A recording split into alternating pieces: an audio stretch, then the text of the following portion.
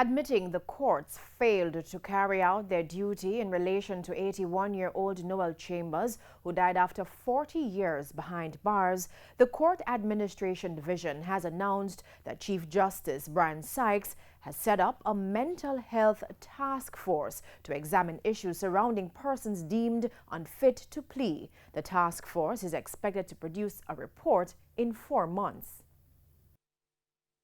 Tuesday afternoon, the Court Administration Division said Mr. Chambers was victimized several times and the failure to have him before the courts at regular intervals resulted in him being overlooked and ended in his death.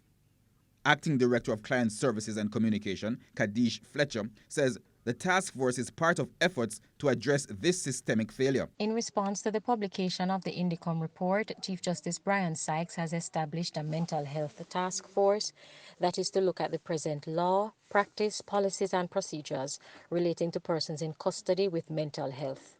The report of the task force is expected within the next 120 days. In addition, a review of all cases involving persons in custody with mental illness is to begin immediately. The Court Administration Division has noted that the law provides for a monthly report to be tabled with the court in relation to persons deemed unfit to plea and that a register should be kept of these persons. However, it says it's reasonable to say this did not happen in Mr. Chambers' case.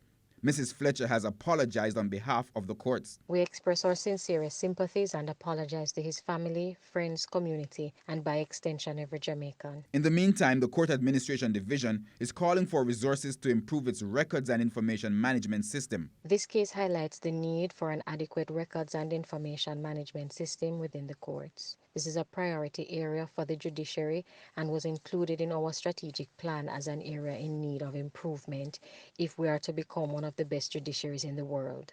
The judiciary must now be provided with the necessary resources to bring about the transformation that all Jamaicans wish to see.